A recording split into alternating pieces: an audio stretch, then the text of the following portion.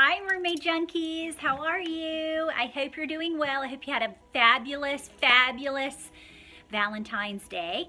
And so I wanted to share this video with you, and it's called How to Navigate Through Heartache. Because let's face it, not everybody has like a really good relationship.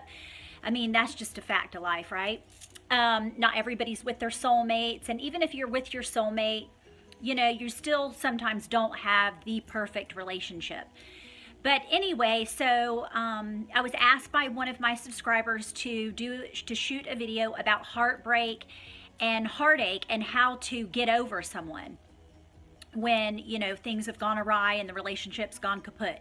So I thought that I would share this video with you, and I hope that it's beneficial. First, I wanted to preface though,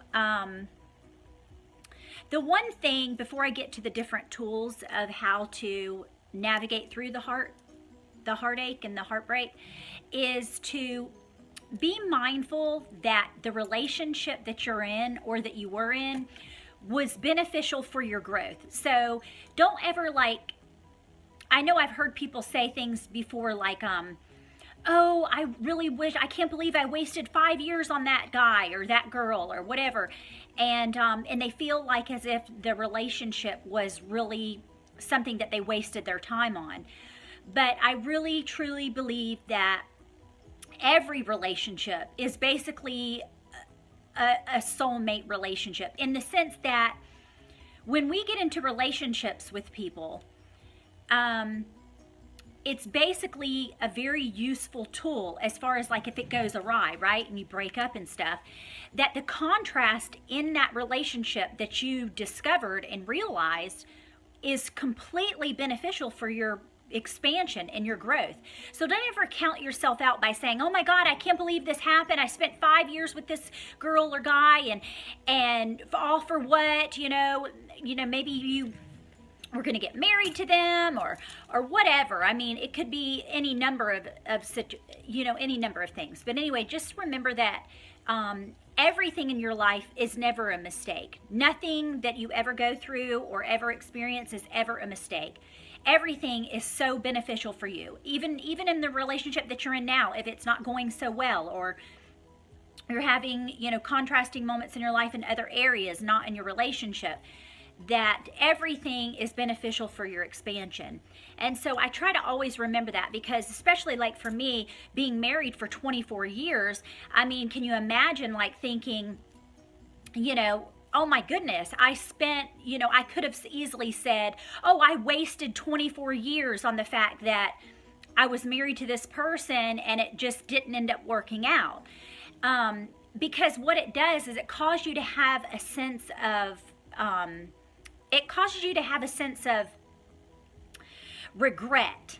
And we should never have regret in our life, because everything is for our benefit. Like every single thing is for our benefit. And so I always look at it like, I mean, I haven't always in my journey, but my journey, in the past 4 years, I've always thought everything is for my benefit and for my growth and expansion as a person. And so I'm so appreciative of that, because I mean, if you want to look at it in the way that Source looks at my ex or your ex, Source is not looking at them like that piece of shit, or she's such a this or beep, whatever. Source is still looking at them in perfection.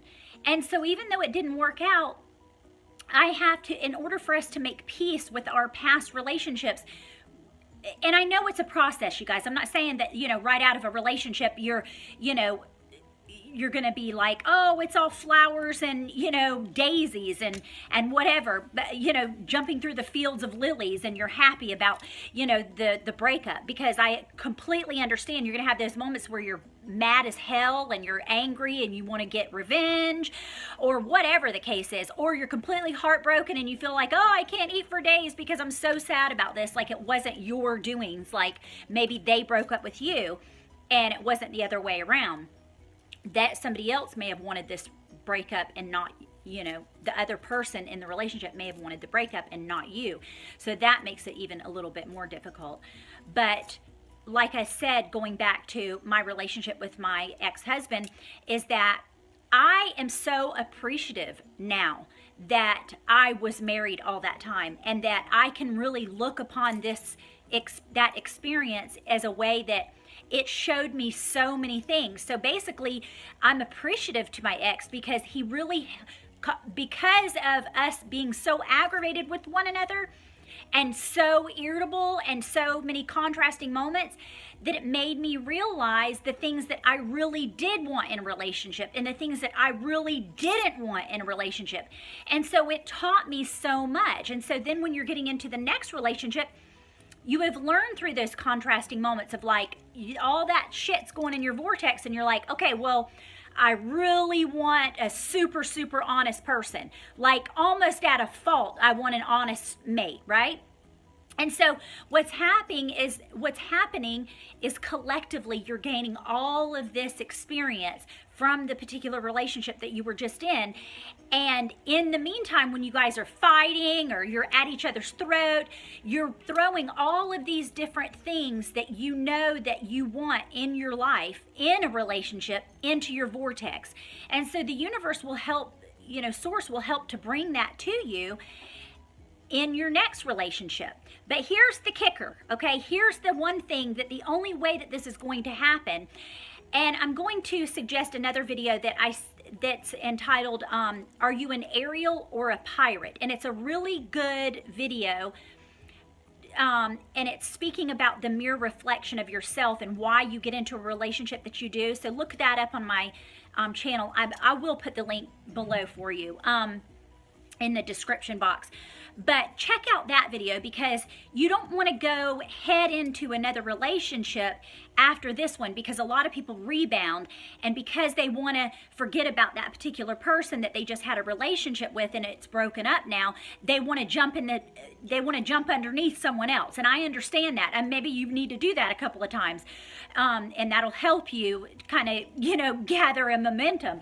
But my ultimate reason for saying that it's best to just be alone and be within yourself is that you can recognize the things that you need to do to heal yourself, instead of looking outwardly at this other person to nurture and heal the things within you that you haven't healed within yourself. Because ultimately, that is really what it's about, is that you're looking for this other particular person. If you haven't had and developed full self-love within yourself, you're looking for another person in your partner to fulfill the needs that need to be met within yourself.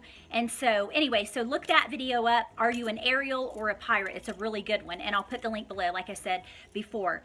So now here's a few things that helped me when I was going through my breakup, that helped me to recover at a very, very rapid pace.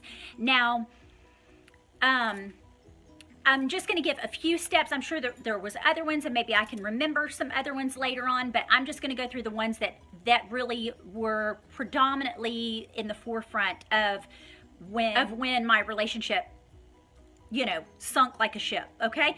So the first treasure trove tip to navigate through heartbreak is that you want to change up your routines. You want to change up your daily patterns. And I know what you know what I mean by this is that, okay, say for instance, you used to, it's interesting when you become involved with someone, how that your life intertwines with theirs so easily. Maybe you had never driven on a certain part of town, but then when you got into a relationship, you discovered, all these different pathways to your significant other's place or whatever. So I would suggest trying to focus on the triggers that are going to happen in your relationship when you have broken up with someone. For one, change up your driving routines. If you work with them and it's somebody that you fell in love with or met at work, you might want to consider changing jobs, because it's going to be very difficult, and maybe not do that again in your next relationship. Don't ever get involved with somebody that you work with.